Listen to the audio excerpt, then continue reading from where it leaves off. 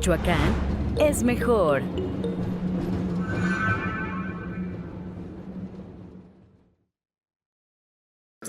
Más que una exposición tan puntual, voy a ir haciendo algunas reflexiones sobre los conceptos que son clave en este tema. Y bueno, pues primero que nada me presento brevemente. Como bien dice Víctor, yo estoy a cargo de un proyecto en el Ongarícuaro que surge como pues algo relacionado con el turismo cultural y agrícola. Tenemos un poquito más de 20 años operando, promoviendo el patrimonio local, obviamente la gastronomía, especies nativas, las tradiciones del entorno inmediato de las comunidades, con un enfoque pues un poquito más ecléctico, tratando de relacionarlo con talentos emergentes, con artistas. Hemos hecho residencias de producción también. Y bueno, en esa agenda pues nos enfocamos mucho en la promoción del mezcal, en lo que es el renglón de la gastronomía. Empezamos con catas y maridajes hace 18 años, si no me equivoco, y bueno, hemos presentado, yo creo, entre unas 50 a 60 marcas, no solamente de Michoacán, sino de otros estados, y eso nos ha permitido un acercamiento muy enriquecedor con el gremio, directamente con los productores, pero también con otros agentes involucrados, lo cual nos ha dado un panorama, creo yo, que muy claro sobre la complejidad de la cadena productiva, que es extensa, es muy rica, y pues obviamente involucra a muchos actores de diferentes oficios, de diferentes disciplinas, de diferentes latitudes, y poco a poco hemos ido enriqueciendo esta curva de aprendizaje, ¿no? Pero bueno, pues entrando un poquito más al tema, yo me formé en humanidades, pero también tengo ahí una embarradita profesional en negocios, en mercadotecnia, y ha sido muy interesante combinar esas dos perspectivas en cuanto a esta industria en particular, que es la del agave. Y pues bueno, entrando ahora sí en la carnita del asunto, pues la economía naranja efectivamente ha estado en boca de muchos gremios, tanto académicos como productivos, comerciales. Y bueno, hay muchas perspectivas, hay muchos enfoques y muchas definiciones por ende, ¿no? Pero entonces, bueno, como antecedente podemos mencionar por lo menos dos, ¿no? Aunque ya se hicieron reflexiones, incluso desde la antigüedad, sobre la cuestión de qué es la cultura, qué es la creatividad, qué es la abundancia o el valor económico. Yo mencionaría, con lo más inmediato, para no extendernos mucho, la Escuela de Frankfurt, en particular sus fundadores, que fueron Adorno y Horkheimer. Ellos fueron los que iniciaron, digamos, con una reflexión propiamente formal, filosófica, sobre la cultura como algo que genera un impacto económico en la sociedad. Un poco con un enfoque medio pesimista al respecto. Esto viene de los años 40, específicamente del 44. Ellos fueron exiliados hacia Estados Unidos huyendo del régimen nazista y fascista. Entonces se quedaron con una impresión bastante pesimista sobre lo que era la propaganda y cómo se usaban los medios para ideologizar a las masas, ¿no? Ellos fueron los primeros que acuñaron términos como cultura de masas y sobre todo el de industrias creativas, ¿no? Industrias culturales, perdón.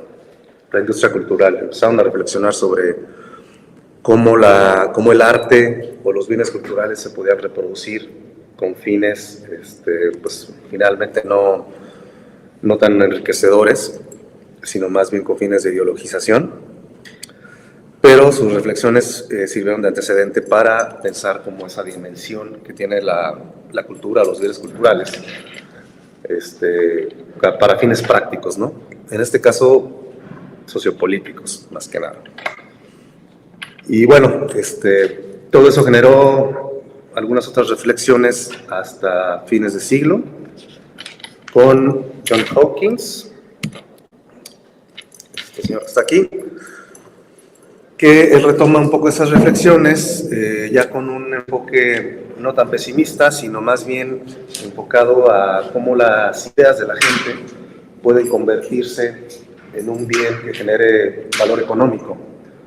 Él empieza a hablar sobre la creatividad por primera vez, involucrarla con la economía, y de hecho él acuña el término de economía creativa. Es un libro que publicó en el 2001, y obviamente su discurso gira en torno a la creatividad como un activo, ¿no? Como algo que genera valor e innovación, sobre todo. Es de los primeros que empieza a hablar sobre la innovación como un motor de desarrollo. Y bueno, finalmente tenemos, digamos, lo que sigue siendo una especie de Biblia respecto a lo que es la economía naranja, y de hecho ellos son los que acuñan este término, este concepto, en el 2013, en una publicación financiada por el Banco Interamericano de Desarrollo. Ellos desarrollan toda la teoría de la economía naranja. ¿Por qué naranja? Porque, bueno, ahí se avientan un choro un poco místico, pero bueno, lo asocian con la creatividad y con algunas costumbres que tienen que ver con la cultura, con el ocio, con la innovación y con la festividad en diferentes sociedades, en diferentes momentos de la historia de la humanidad. Y ese es, digamos, el fundamento de por qué naranja. También, como contexto, pues desde los 80, 90 se puso muy de moda ponerle colores a todo, ¿no? A los nichos de mercado, por ejemplo, el pink market, el gray market, a la economía también, la economía verde, la economía gris, etcétera, etcétera. Hay muchos ejemplos, y bueno, pues ellos decidieron que el naranja se podía asociar muy bien con la creatividad. En fin, el color es lo de menos. Yo me quedaría más un poquito comprometiendo el título de la ponencia, pero creo que la economía creativa es un poquito más acertado, digo. Pero bueno, se ha vuelto más popular el concepto de economía naranja, pero al final vamos a ver que se refieren prácticamente a lo mismo, ¿no? Ok, esta es una clasificación de los sectores, muy simplificada porque hay otras clasificaciones bastante extensas, pero bueno, para darnos una idea, más o menos estos serían los sectores, ¿no? Si quieren darle una checada, ver más o menos por dónde van. Una se refiere más bien a cuestiones digitales, desarrollo de software, medios de comunicación masiva, otras que son más de corte tradicional, son artes y patrimonio, música, artes visuales, arquitectura, y la economía del conocimiento, que es propiamente algo de corte más académico, ¿no? Cómo se genera conocimiento a partir de la investigación.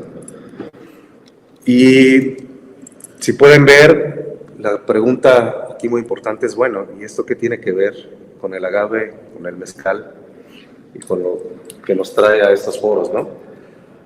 Ok, en muchas clasificaciones sí se integra, por ejemplo, en artes y patrimonios, la gastronomía, la artesanía y otro tipo de expresiones que tienen más corte tradicional. Aquí nos incluyen, pero dependiendo de los autores, pues generalmente varía, ¿no? Ok, bueno, pues todos aquí doy por sentado que tenemos experiencias y conocemos de primera mano pues la planta del agave, ¿no? En sus diferentes variedades. Ok, bueno, como bien sabemos, el agave no solamente nos aporta el mezcal, que es lo que doy por sentado que todos conocemos aquí, sino a lo largo de su historia ha tenido un aprovechamiento en diferentes sociedades y de diferentes formas, y ha servido como sustento, como alimento, como material de construcción, como insumo para textiles, en fin, no hay parte de la planta que no se haya aprovechado en ese sentido. ¿Y qué pasa en una sociedad cuando un recurso natural tiene tanto aprovechamiento? Pues obviamente empieza a generar, por un lado, economía, porque agrupa a toda la comunidad en el aprovechamiento y genera precisamente una cadena productiva para diferentes fines, ¿no? En ese sentido se vuelve un recurso económico, pero también cuando, digamos, estas actividades pasan de generación en generación, se empiezan a convertir en un símbolo cultural. Es decir, empiezan a generar, como bien decía Iderman en la ponencia anterior, que además me sirve mucho de contexto, empiezan a generar precisamente a través de estas actividades humanas, pues un calendario de fiestas, por ejemplo, que tienen que ver con el agradecimiento a este recurso natural. Empiezan a generar ritos, empiezan a generar leyendas, hábitos, creencias y todo un sistema de valores ligados a ese recurso natural que empieza a dejar de ser precisamente nada más un recurso natural para ponerse, digamos, a volverse un símbolo cultural con una serie de valores asociados, pero también de valor económico. Aquí vamos a hablar mucho del concepto de valor en estos dobles sentidos, valor económico y valor cultural, o simbólico. En ese sentido, pues bueno, ya estamos viendo que un bien como recurso natural, en este caso el agave y sus diferentes variedades, y toda la economía que generan, empiezan a mermar precisamente en la idiosincrasia de las personas, de las comunidades. ¿Qué quiere decir esto? Que se empieza a crear precisamente una narrativa en torno a la explotación de un recurso natural, ¿no? Nos podemos ir a muchos ejemplos, pero bueno, el que nos toca ahora es el de los magueyes. Y pues bueno, precisamente todos conocen la leyenda de Mayagüel y cómo ha permeado precisamente, sobre todo después de este auge en la producción y en el consumo del mezcal, como un símbolo que viene a permear todo un discurso que, si se quiere, es comercial, pero también va ligado a estos valores tradicionales, no siempre de la mejor manera, pero finalmente es el contexto cultural inmediato de donde se nutre toda esta narrativa, ¿no? Ok, bueno, aquí podemos ver piramidalmente cómo se eslabonan cómo se genera toda esta cadena, precisamente, que si lo viéramos de la perspectiva de Marx, esto es como la superestructura, ¿no? Tenemos una infraestructura, una formación económico-social en torno a la explotación de un recurso natural, que en este caso es el agave, pero todo esto genera una superestructura en donde están alojadas, anidadas todas las creencias, los valores, y algo muy importante, que es a lo que quiero llegar, es cómo esto genera identidad, ¿no? Cuando estamos hablando de identidad, estamos hablando ya precisamente de cultura. ¿Por qué? Porque finalmente vivimos en sociedades heterogéneas, aunque haya valores compartidos, hábitos, creencias y hasta calendarios. En cada comunidad se expresan de manera diferente. Y lo podemos ver en una misma entidad, ¿no? No son las mismas las fiestas, por ejemplo. Pongo de ejemplo la cuenca del lago de Pátzcuaro, que es donde yo vivo y tengo un poquito más de contexto. De una comunidad a otra, en el mismo municipio, el calendario cambia, las danzas y las expresiones visuales cambian, porque tienen diferentes historias.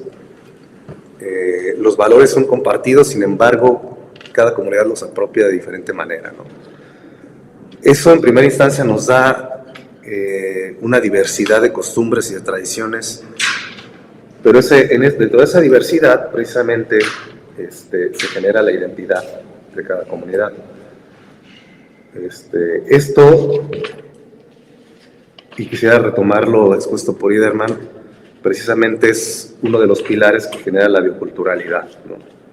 Es decir, todo un ecosistema de símbolos, de creencias, de valores y de costumbres que están totalmente arraigados en el contexto inmediato natural, ¿no? En lo que es la vida en la naturaleza, precisamente. Ok, entonces, bueno, pero se me va la diapositiva. Okay. Esa es la última, amigo. Sí, ¿no puedes mover okay, sí. aquí el mouse? Claro. Bueno, entonces estamos de acuerdo que, bueno, el maguey, más que un recurso natural, pues es un símbolo cultural que además genera valor. ¿De qué manera? Pues obviamente a través de todas estas actividades humanas que generan economía, a través de su aprovechamiento, de su transformación, de su procesamiento y sobre todo, y eso es muy importante para ir como aterrizando, concluyendo, de qué manera esto se vuelve patrimonio, ¿no? Si bien es un patrimonio natural, visto nada más como recurso, como una planta que nos puede proveer de vestido, de alimento, de vivienda, pero también de recreación para fiestas y de rituales religiosos, también como medicina. Todo eso se sublima precisamente en una dimensión simbólica que además es heredada por generaciones y pues trae toda una narrativa consigo y que tiene que ver con una dimensión también moral, también ética, pero sobre todo formadora, ¿no? Formadora de identidad. En ese sentido ya estamos hablando de que se trata de un bien cultural, ¿no? ¿Cómo ligamos esto con la economía naranja? Pues bueno, la economía naranja finalmente es un enfoque que reconoce y promueve todas las actividades que tienen que ver con el conocimiento, con la creatividad, con la innovación, pero principalmente con el capital intelectual, ¿no? Los enfoques más estrictos que yo he leído sobre economía naranja lo ligan muy estrechamente con la propiedad intelectual.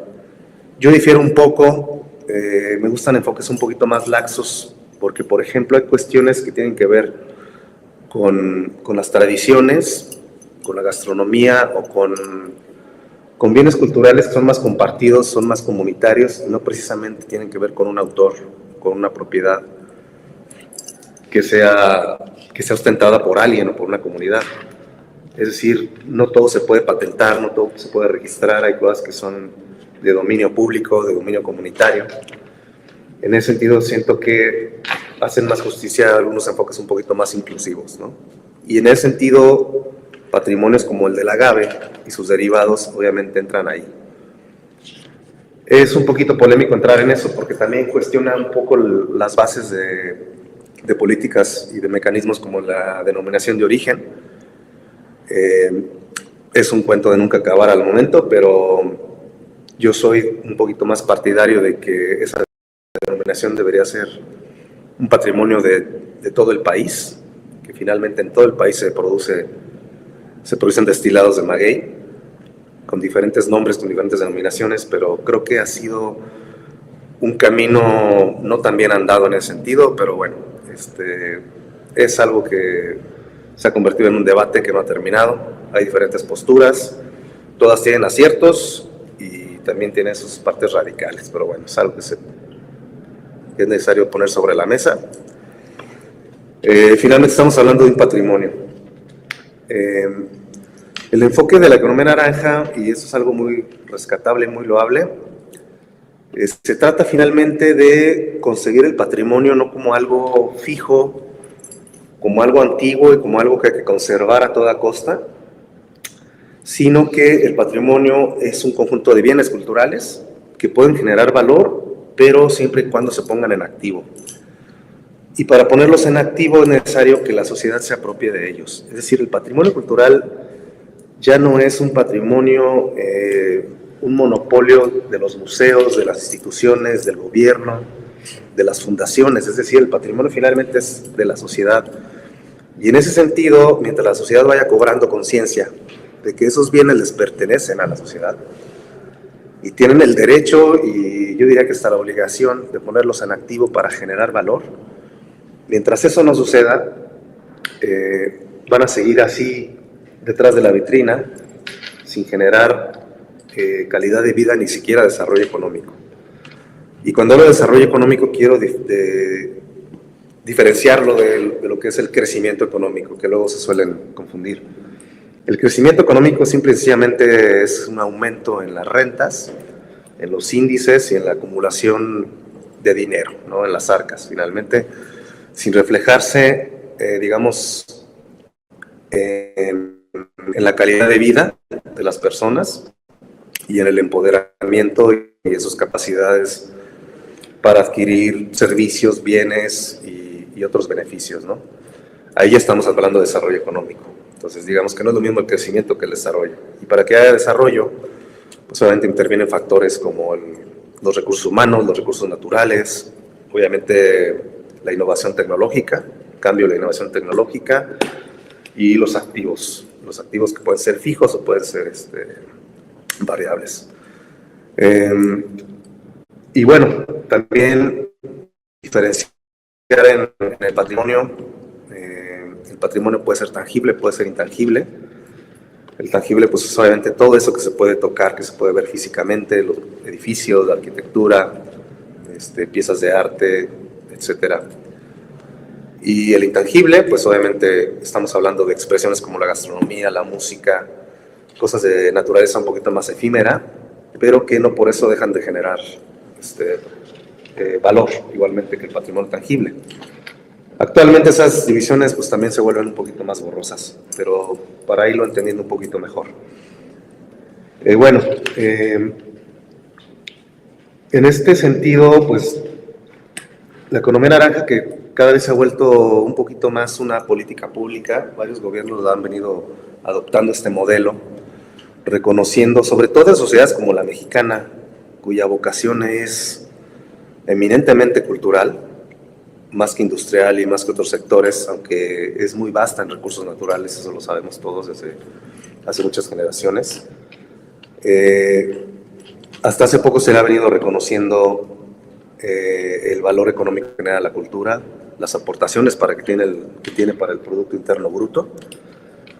Y bueno, afortunadamente se han venido copiando en mayor o menor medida estos enfoques. Como antecedente se puede comentar que esto inicialmente se habló de esto en Australia, pero no fue hasta en el Reino Unido, en el gobierno de Tony Blair, en los 90s, 2000, que formalmente se implementó como una política pública no explícita, con modificaciones a leyes, con la creación de un ministerio de industrias creativas, y posteriormente se empezó a replicar con mayor auge, curiosamente, en Latinoamérica, ni siquiera en Europa, sobre todo en el caso de Colombia. Uno de los autores precisamente de esta Biblia de la economía naranja es Iván Duque, que posteriormente fue precisamente presidente de Colombia, y el otro autor, Huitrago, fue su ministro de Cultura, ¿no? Entonces le dieron mucho empuje y mucho apalancamiento a este enfoque, a este modelo, que posteriormente ya se fue replicando, sobre todo en Sudamérica, en Chile, en Ecuador. Y bueno, en México se han hecho algunos ensayos, observatorios culturales, ciudadanos, etcétera. Se ha tallereado mucho en diferentes espacios, en diferentes latitudes del país sobre este tema. No ha terminado por aterrizarse mucho, se le asocia todavía mucho, creo yo, con cuestiones del emprendimiento, pero siento que no se ha aterrizado de una forma muy clara, bien esquematizada, con toda una ruta de trabajo. Pero bueno, creo que ahí se va. Tenemos todavía la expectativa y la esperanza de que se trabaje todavía en ello. Y bueno, finalmente quisiera cerrar con alguna reflexión respecto a cómo se ligan precisamente las actividades que generan valor económico a través del aprovechamiento de los bienes culturales, ¿no? En ese sentido, ya hablando un poquito de la circularidad de la economía y la cultura, me gustaría hacer una especie de llamado o de propuesta para todos los involucrados que están en la cadena de valor a través de bienes culturales, como en este caso lo puede ser la gastronomía y concretamente los destilados del agave, que hablamos también del sotol, bacanora, raicilla, etc. Y otros eslabones asociados, para llevar a cabo un ejercicio circular, sobre todo de retroalimentación entre la identidad cultural, porque finalmente estamos hablando de una planta que está arraigada en los valores culturales de las comunidades,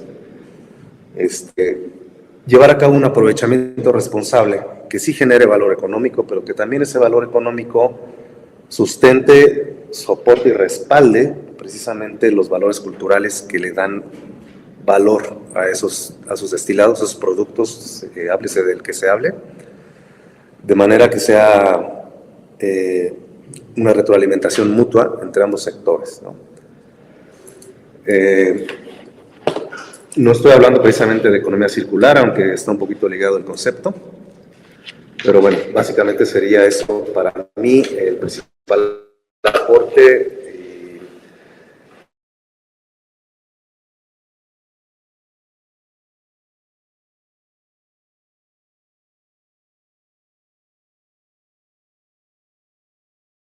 Sí.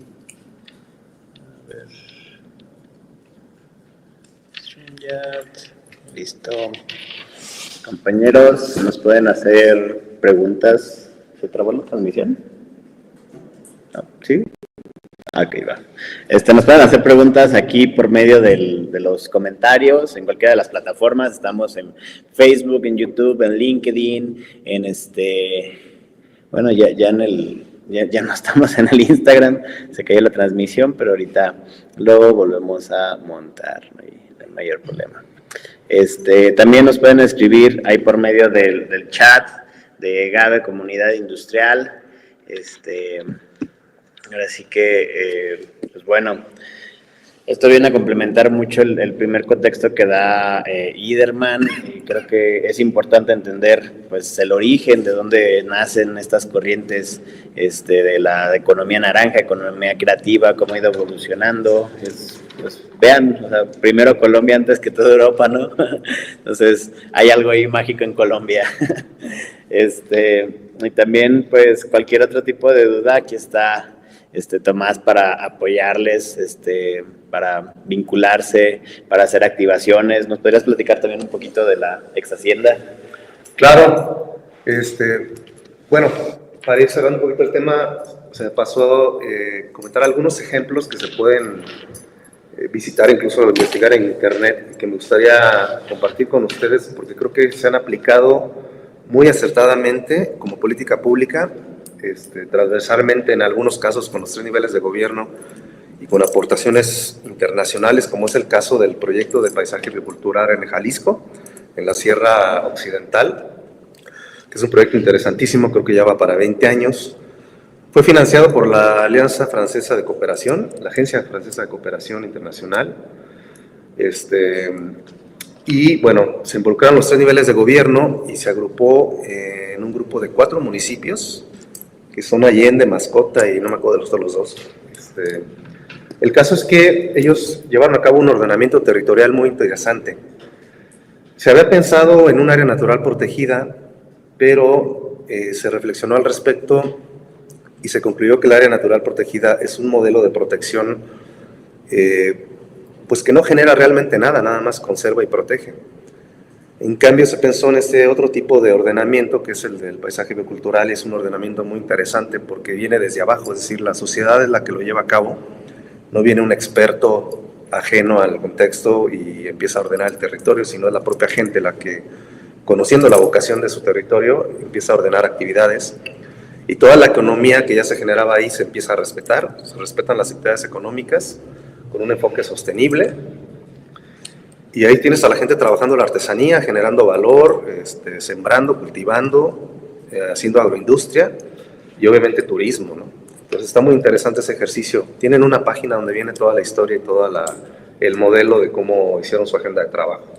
Paisaje biocultural, así lo encuentran en internet. Otro caso de ordenamiento interesante es el de Cuetzalán, Puebla. Ellos lograron también un ordenamiento llevado a cabo por la propia comunidad.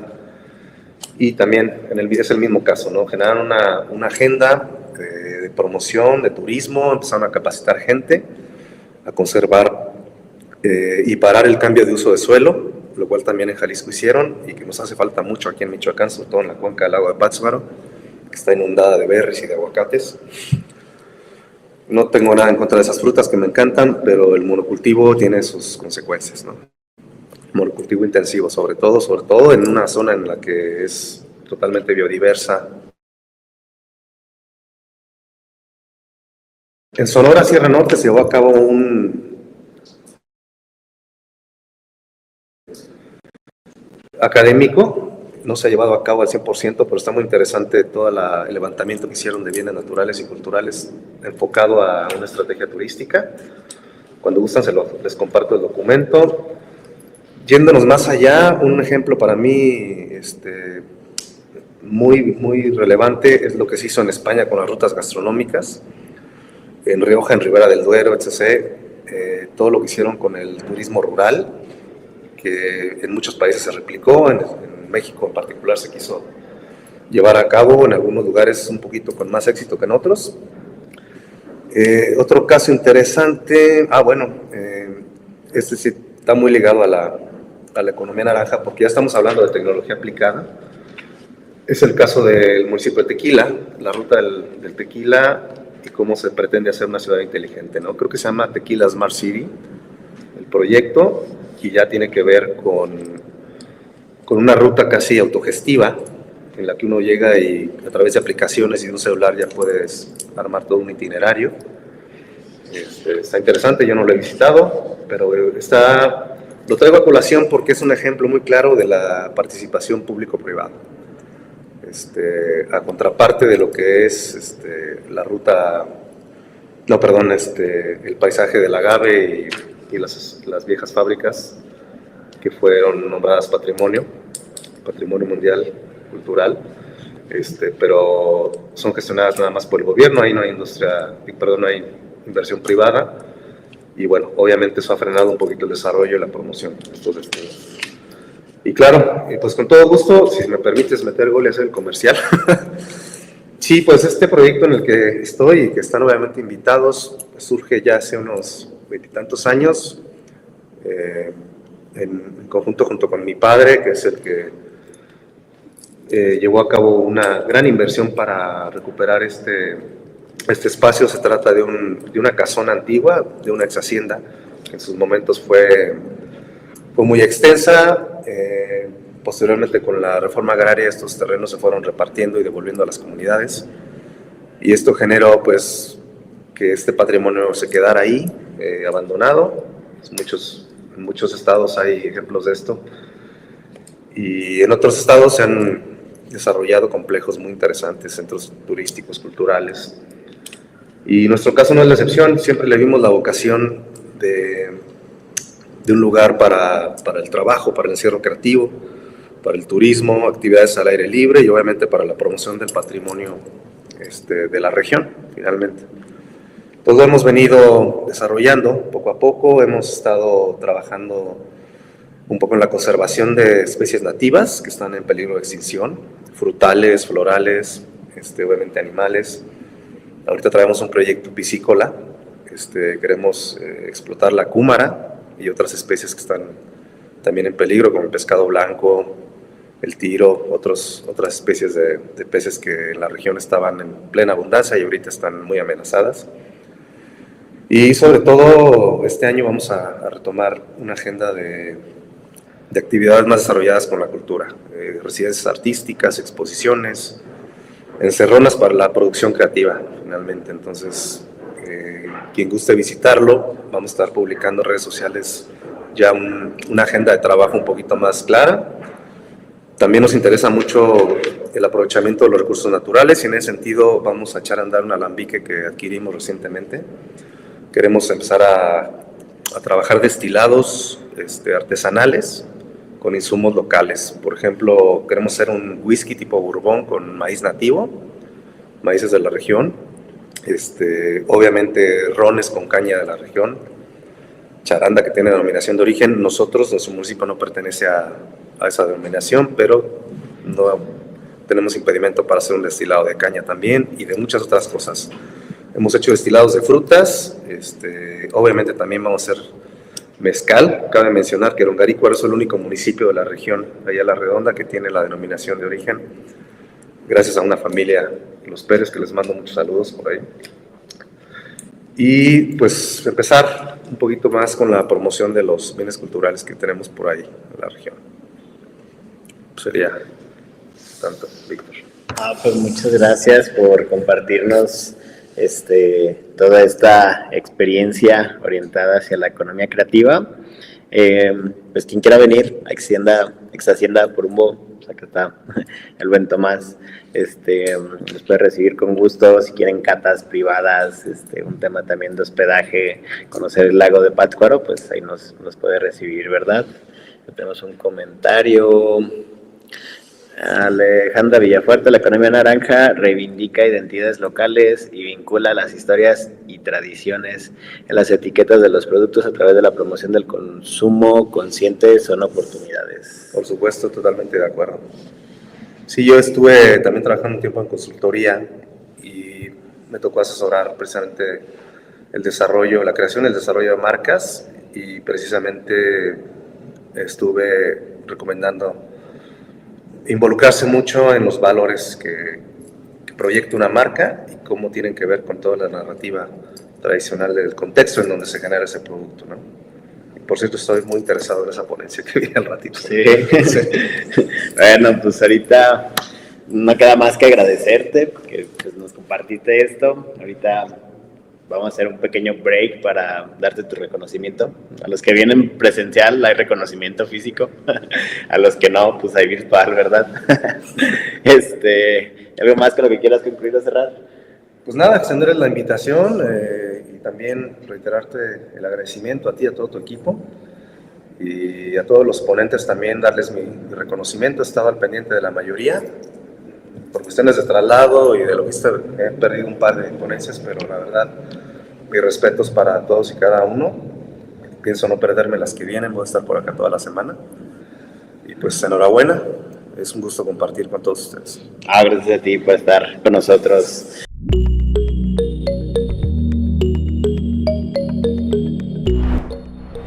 Michoacán es mejor.